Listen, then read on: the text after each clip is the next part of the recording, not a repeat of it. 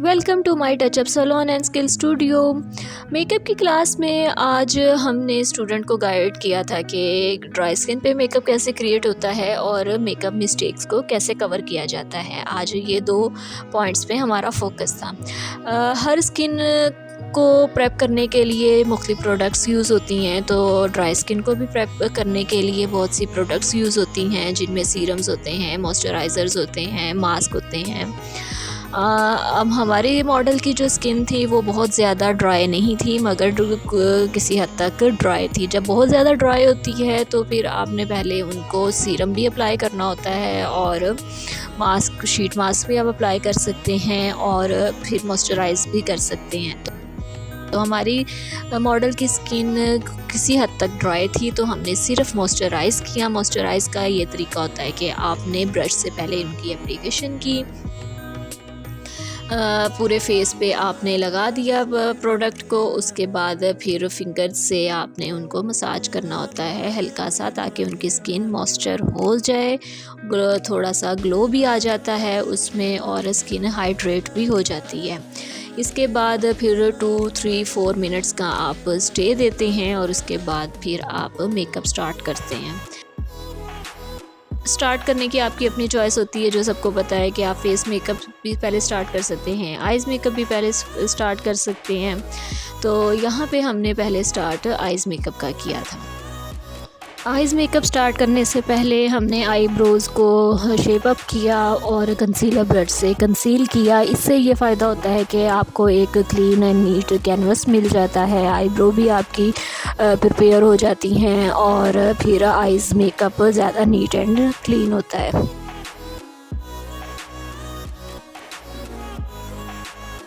Eyes makeup के लिए भी आप स्किन को देखते हैं कि उनकी आइज़ में क्या प्रॉब्लम्स हैं, डिस्कलरेशन कितनी है, पिगमेंटेशन कितनी है, डार्क सर्कल्स कितने हैं। डार्क सर्कल्स ज़्यादा होंगे तो आप ऑरेंज करेक्टर यूज़ करेंगे, और अगर सिर्फ लाइट में और माइनर पिगमेंटेशन होगी, माइनर डिस्कलरेशन होगी, तो स्किन बेज के शेड के जो कंसीलर्स होते हैं वो आप यूज़ करते हैं। कंसीलर फेस पे दो तरह के यूज़ होते हैं, एक लाइट कंसीलर्स होते हैं और एक डार्क टोन कंसीलर्स होते हैं। जो फाउंडेशन से पहले हम कंसीलर लगाते हैं वो डार्क टोन में हम लगाते हैं। तो यहाँ पे हमने मॉडल की आइज़ पे डार्क टोन में हमने कंसीलर अप्लाई किया। उसके लिए पहले हमने लिड पे लगाया, फिर इनर आई पे भी साथ ही लगा दी, लोअर आईज़ पे भी साथ ही लगा दिया। उसके बाद फिर हमारा अगला प्रोसेस आता है ब्लेंडिंग का। ब्लेंडिंग के लिए भी आपके पास दो ऑप्शंस होते हैं कि ब्लेंडिंग ब्रश भी होता है और ब्लेंडिंग स्पंज भी आपको मिलता है मार्केट में। तो पहले आप ब्रश से उनको अच्छी तरह टैबिंग मोशन में टैप करते हुए आप उनको ब्लेंड कीजिए। के बाद फिर आप ब्यूटी ब्लेंडर से उनको अच्छी तरह से सेट करें, ताकि उनका जो एक्सेस है वो प्रोडक्ट उसमें ब्यूटी ब्लेंडर में आ जाता है और आपकी जो आइज़ है वो नीट क्लीन अच्छी तरीके से कंसील हो जाती हैं। कंसीलिंग के बाद आइज़ को सेट करना भी बहुत ज़रूरी होता है। इसके लिए मुख्तलिफ पाउडर्स मार्केट में मिलते हैं, जिनमें लूज़ पाउडर होता है और कॉम्पैक्ट पाउडर होता है, ट्रांसलूसेंट पाउडर्स होते हैं, और ये भी आगे बनाना शेड और ट्रांसलूसेंट शेड में होते हैं। ये बेकिंग पाउडर्स आप स्किन के अकॉर्डिंग यूज़ करते हैं। अगर आपकी मीडियम और डस्की स्किन है तो ट्रांसलूसेंट पाउडर आप यूज़ करते हैं, और फिर इसी तरह बनाना और क्रीमी शेड आपकी बाकी स्किन पे अप्लाई होते हैं।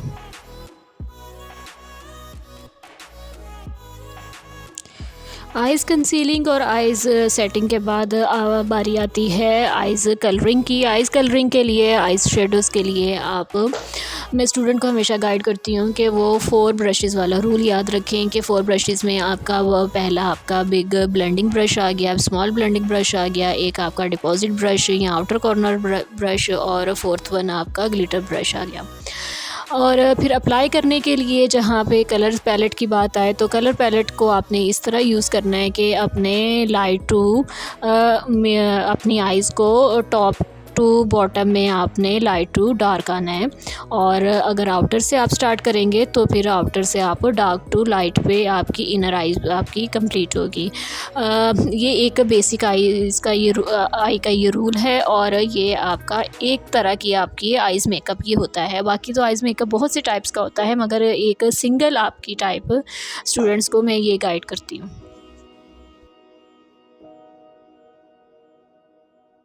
ट्रेनिंग क्लास के दौरान स्टूडेंट को आइज़ की टाइप्स और आइज़ शेप्स के नेम के बारे में भी गाइडलाइन दी गई थी कि यहाँ पे भी मैं आपको बताती हूँ कि मुख्तलिफ टाइप्स की आइज़ होती हैं, जिनमें armoured eyes, round eyes, hooded eyes, droopy eyes और ड्रूपी हुडेड आइज़ ये कॉमन है एशियन आइज़।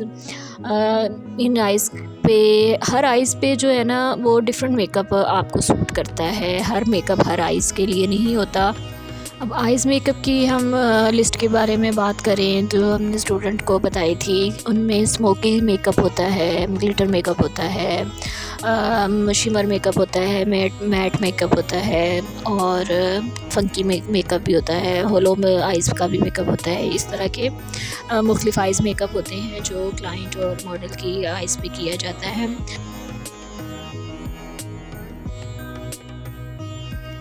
इस तरह डिफरेंट आइज़ के अकॉर्डिंग भी जो मेकअप क्रिएट किया जाता है उनकी भी हम वीडियोस अपलोड करेंगे, और हमारे ट्रेनिंग सेशन भी लाइन अप हैं। और उस दौरान जो ट्रेनिंग सेशंस होंगे, स्टूडेंट्स के क्वेश्चन आंसर्स होंगे, तो उनको भी हम अपलोड करेंगे, शेयर करेंगे अपने ऑनलाइन फॉलोअर्स के लिए भी। तो उसको भी आप ज़रूर देखिएगा, और उस कमेंट सेक्शन में भी आप मज़ीद सवाल जवाब भी कर सकेंगे।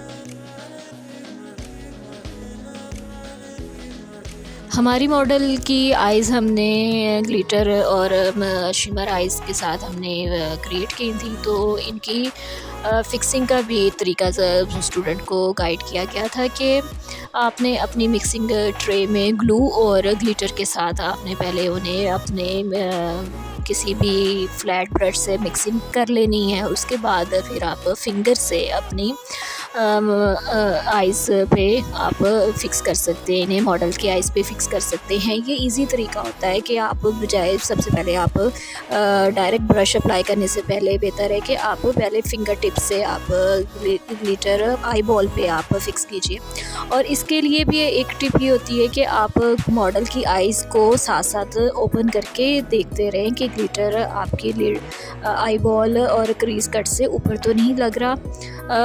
इस तरह फिर आप इजीली उनका ग्लिटर फिक्स कर सकते हैं, क्योंकि बाद में बड़ा मैसी हो जाता है और रिमूव तो हो जाता है, मगर आपको डबल मेहनत और एक्स्ट्रा टाइम देना पड़ता है। फिर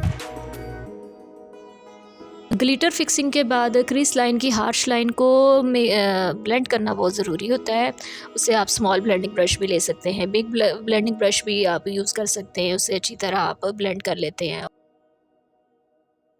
इस दौरान जो ग्लिटर आपके फेस पे, मॉडल के फेस पे जो ड्रॉप ऑफ हो जाता है, उसे फिर आप फ़ैन ब्रश से या एक ब्लश ऑन ब्रश से भी आप वन गो में इस तरह आप रिमूव कर लेते हैं। वो आपका फिर जो फेस कैनवस है वो रेडी हो जाता है मेकअप के लिए।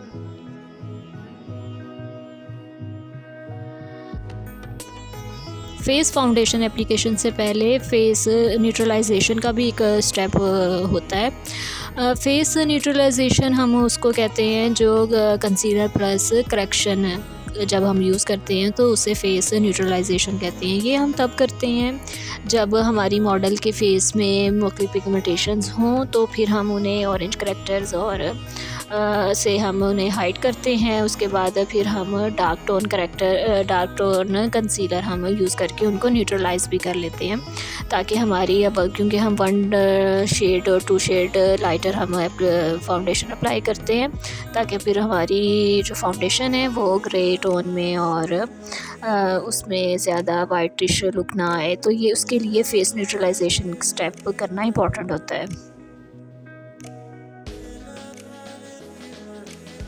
फेस फाउंडेशन एप्लीकेशन के लिए बेहतर तरीका ये होता है कि पहले आप ब्रश से फाउंडेशन को अप्लाई करें टैबिंग मोशन में, और उसके बाद फिर आप ब्यूटी ब्लेंडर से जो एक्सेस आपकी रह जाती है फाउंडेशन उसे आप करें। इसका फ़ायदा ये होता है कि आपकी जो बेस है बड़ी फ्लॉलेस और नीट एंड क्लीन मिलती है। इस तरह डबल एप्लीकेशन हो जाती है।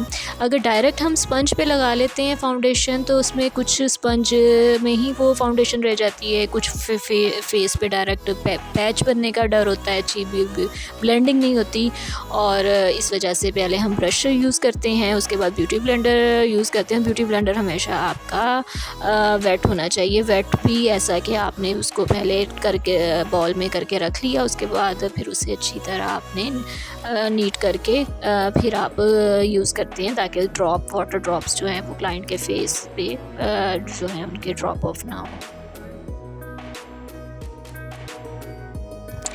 फेस फाउंडेशन के बाद फिर नेक्स्ट स्टेप होता है फेस कंटूरिंग का। फेस कंटूरिंग के लिए भी दोनों प्रोडक्ट्स यूज़ होते हैं, तो क्रीम प्रोडक्ट भी यूज़ होते हैं, लिक्विड प्रोडक्ट भी यूज़ होते हैं, पाउडर प्रोडक्ट्स भी यूज़ होते हैं। इनकी बस एप्लीकेशन का तरीका होता है उस तरीके को फॉलो किया जाए तो तभी आपकी जो स्किन है वो फिर फ्लॉलेस ग्लो करती है। यहाँ पे हमने पाउडर कंटूरिंग हमने की फेस की। इसके भी हमारे ना नेक्स्ट सेशन है स्टूडेंट का कि जिसमें हम टूल्स की होल्डिंग, ये अपने टूल ब्रशेस की होल्डिंग के बारे में हम स्टूडेंट्स को गाइड करेंगे कि आपने कौन सा टूल किस प्रोडक्ट के लिए आपने यूज़ करना है। वो सिर्फ टूल्स का इंट्रोडक्शन और टूल्स का डेमो होगा, वो भी हम अपलोड करेंगे, वो भी आप लोग देखिएगा। अभी हमने फेस कंटूरिंग करके उसके बाद इसको पहले ब्रश से ब्लेंड कर लिया था और उसके बाद फिर अब ब्यूटी ब्लेंडर से हम कर रहे हैं। वैसे जो फेस कंटूरिंग की बात हम करें तो फोरहेड की कंटूरिंग फोरहेड के अंदर होती है, चीक्स की कंटूरिंग ऊपर की तरफ होती है और नेक की कंटूरिंग नेक की तरफ होती है।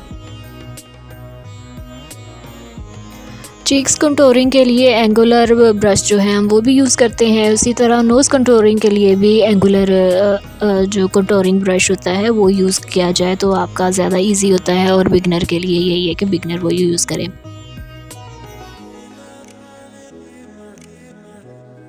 कंटूरिंग के बाद फिर बारी आती है हाइलाइटर की, ब्लश ऑन की।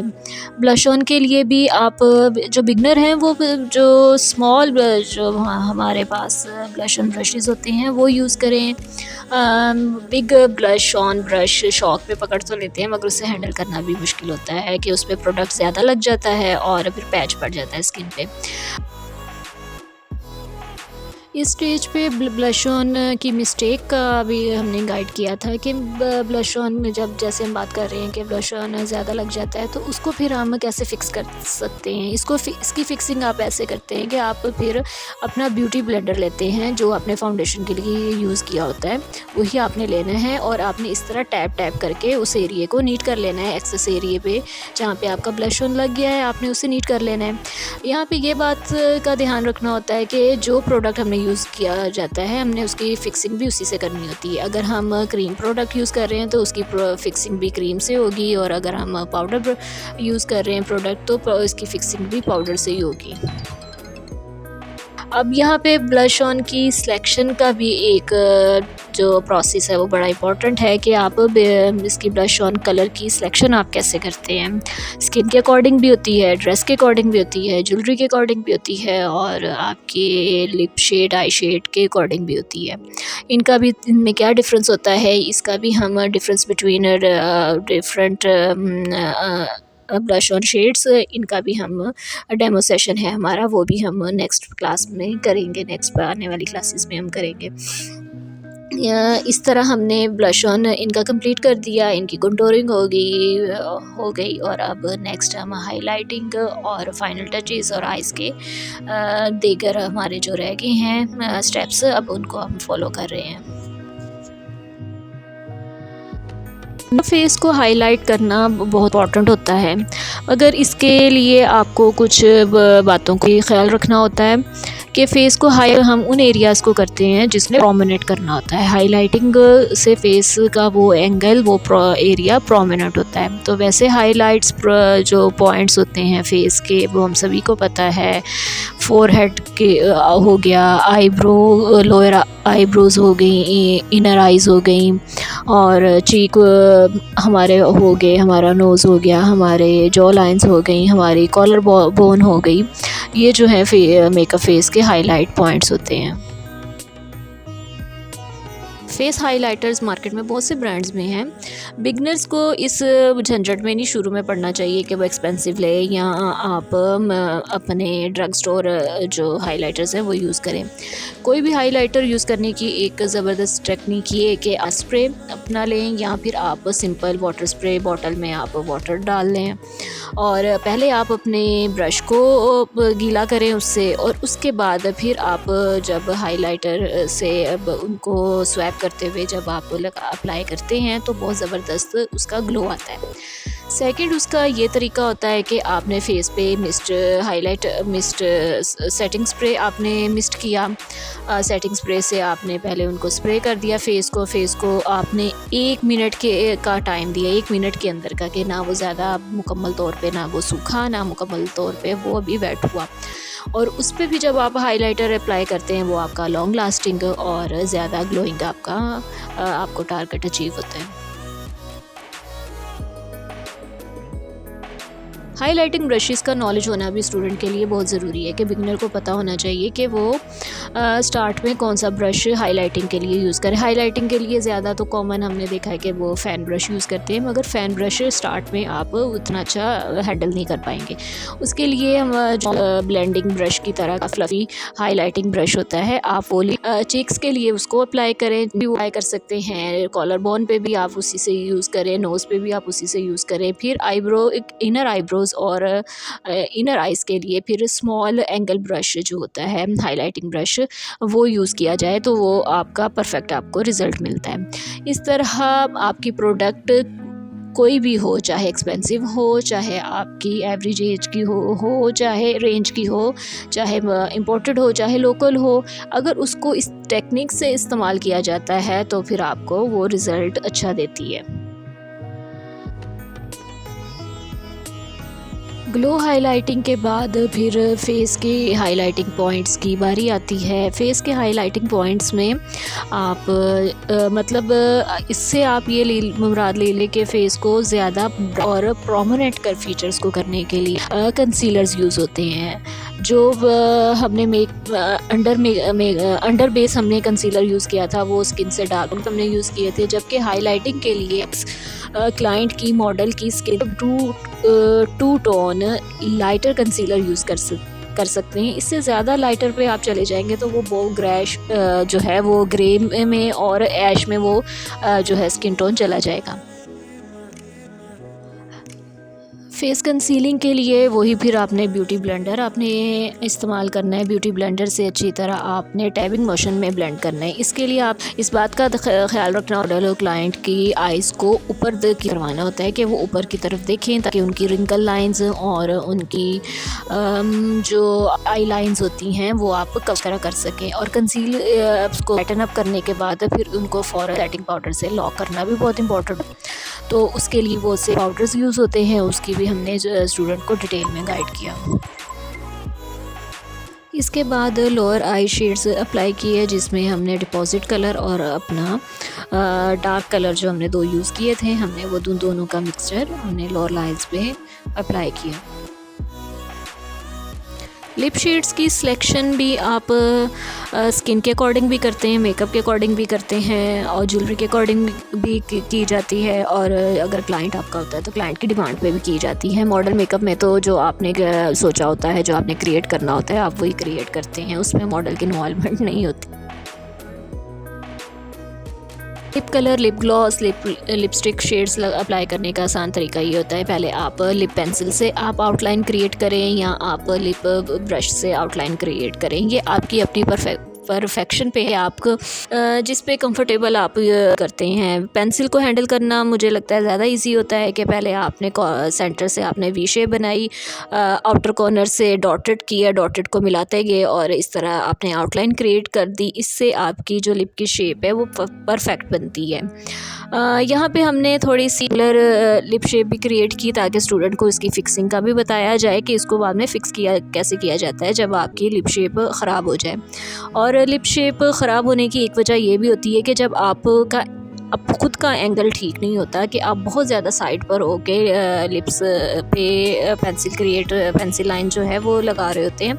इसके लिए आपको साइड पे होके आप लगाइए कि अगर कैमरे की रिक्वायरमेंट है कि आपने वो भी दिखाना है, तो उसके बाद फिर आप फ्रंट पे आके भी साथ साथ देखते रहें कि आपकी लिप की शेप सही क्रिएट हो रही है या नहीं हो रही।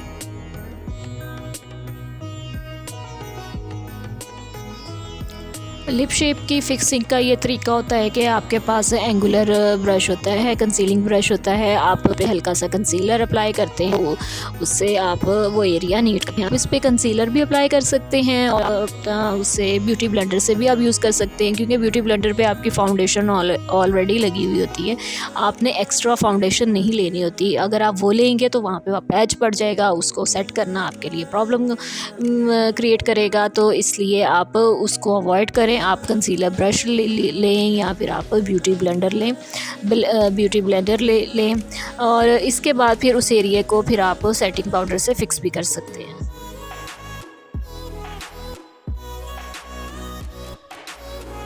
लिप्स को ग्लॉसी भी बनाया जाता है और मैट लिप्स भी होते हैं, ये आपकी अपनी चॉइस और फिर वही क्लाइंट की चॉइस पे होता है। अगर आपने पहले मैट लिपस्टिक अगर यूज़ कर रहे हैं तो या मैट ग्लॉस यूज़ कर रहे हैं तो आप उसके बाद फिर लिप ग्लॉस शाइनर आप यूज़ कर लेते हैं, और अगर आप लिप ग्लॉस यूज़ कर रहे हैं तो आप उनको फिर एक्स्ट्रा शाइन उनकी रिक्वायरमेंट होती है कि अगर वो उनको चाहिए तो फिर अप्लाई करें, नहीं तो नहीं अप्लाई करें। इसके अलावा फिर आप स्टार्ट में आप पहले न्यूड शेड अप्लाई करें। अब कलर मिक्सिंग भी बहुत इंपॉर्टेंट होती है, उसको भी हमने तो हल्का सा टच दिया इस क्लास में। बाकी ये डिटेल का टॉपिक था, ये भी हम नेक्स्ट में लाइन अप करेंगे इस ताकि स्टूडेंट को कलर मिक्सिंग का भी बताया जाए कि लिप ग्लॉस की मिक्सिंग अगर आपके पास 2 शेड हैं तो आपने उनको मिक्स करके आपने 2-3 शेड कैसे क्रिएट करने हैं।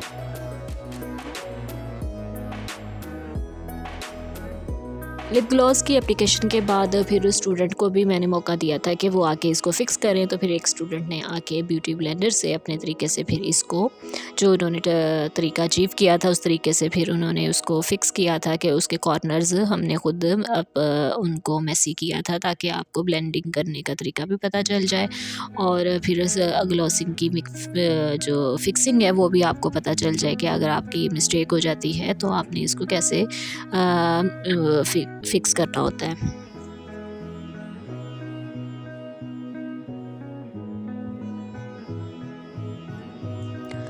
मेकअप के लास्ट का स्टेप आता है मेकअप लॉक करना। मेकअप को लॉन्ग लास्टिंग करने के लिए फिर फिक्सिंग स्प्रे होते हैं, सेटिंग स्प्रे भी यूज़ किए जाते हैं। सेटिंग स्प्रे और फिक्सिंग स्प्रे में फ़र्क होता है। सेटिंग स्प्रे और फिक्सिंग स्प्रे एक दूसरे का ऑल्टरनेटिव नहीं है। इनमें डिटेल में हमने यहाँ पे बात की थी, मगर हम अपने ऑनलाइन स्टूडेंट्स के साथ नेक्स्ट मेकअप के सेशन में हम शेयर करेंगे।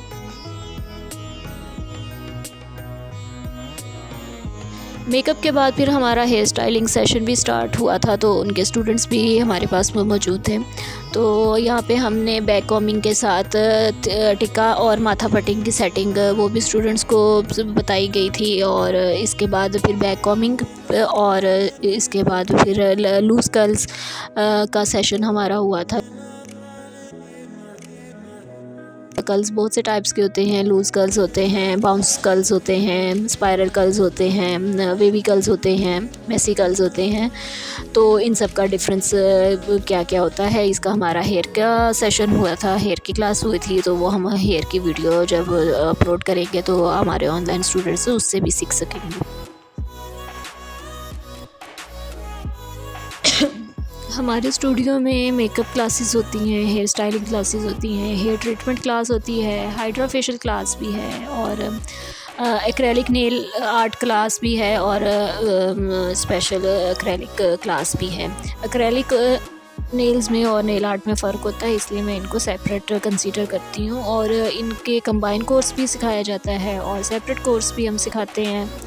इस तरह इनके जो हमारे हैं लेक्चर्स, वो क्लास लेक्चर्स भी होते हैं, बोर्ड लेक्चर्स भी होते हैं, और फिर प्रैक्टिकल भी होता है, हैंड्स ऑन भी होता है। इस तरह ये एक प्लेस है जहाँ पे आप एक ही जगह पे बहुत कुछ सीख सकते हैं। और इसकी जो टाइमिंग है वो हमारी 11 से 1:30 बजे होती है, और फिर 1:30 से फिर शाम दोपहर तक 3:30 तक होती है। 2 टाइमिंग है स्टूडेंट्स की और हाउस वाइफ्स की ना कन्वीनियंस पे हमने ये रखी हैं कि बहुत सी हाउस वाइफ्स होती हैं, वो कहती हैं हमने मॉर्निंग में जल्दी चले जाना है, तो वो फिर 10 से 12:30 भी हम कर लेते हैं वो सेशन भी, ताकि वो 1 बजे से पहले घर भी चली जाती हैं।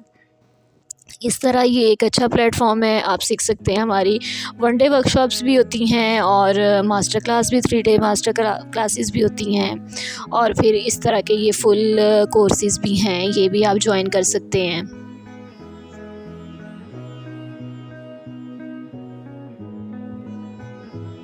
हेयर स्टाइलिंग के टूल्स और डिवाइसेस बहुत सी होती हैं, वो इसका भी साथ साथ हम इंट्रोडक्शन भी स्टूडेंट्स को दिए गए थे, जिसमें आपके पास स्ट्रेटनर्स आ जाते हैं, आयरन आ जाते हैं, टोन आ जाते हैं, और फिर हेयर डिवाइसेस आपकी हेयर ड्रायर होते हैं, जिन्हें ब्लो ड्राई और फिर आप बोलते हैं ब्लो ड्राई, जिनसे हम करते हैं। बाकी फिर आपकी एसेसरीज़, फिक्सिंग एसेसरीज़ भी बहुत सी होती हैं, कटिंग शीट और कटिंग कॉम्स बहुत सी टाइप्स की होती हैं, कटिंग सीज़र बहुत से टाइप्स की होती हैं, इनकी होल्डिंग का तरीका होता है। इस तरीके से हम स्टूडेंट को गाइड करते हैं। इसकी भी एक मज़े की वीडियो है, वो भी हमने अभी अपलोड करनी है, वो भी आप देखेंगे। इस तरह ये एक अच्छा प्लेटफॉर्म है जो आप ऑनलाइन भी सीख सकते हैं और आप स्टूडियो में भी सीख सकते हैं।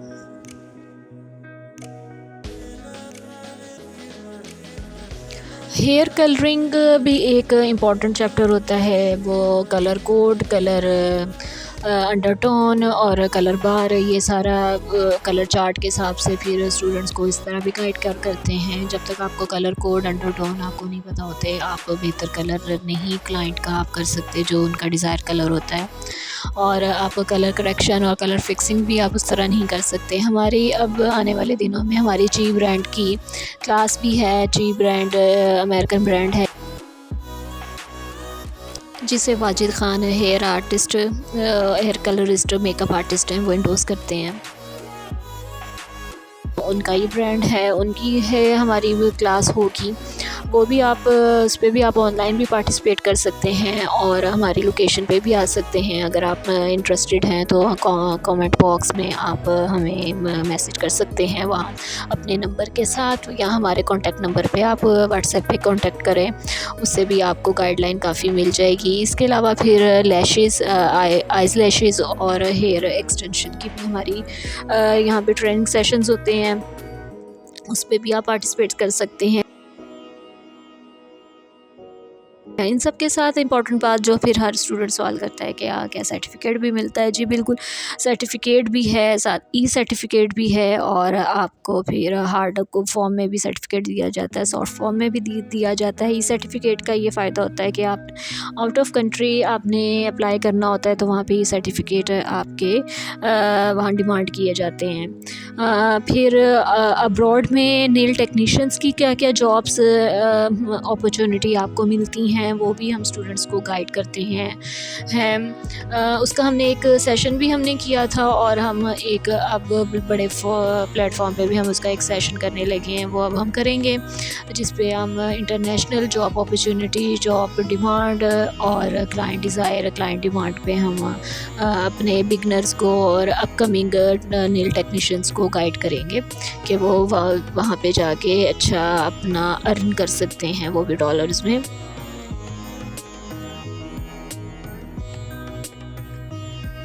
इस तरह एक कंप्लीट मॉडल लुक हमने स्टूडेंट्स के साथ मिलके क्रिएट की थी, क्योंकि हमारी स्टूडेंट क्लास थी, स्टूडेंट ने इसमें से सीखा और फिर अप्लाई किया।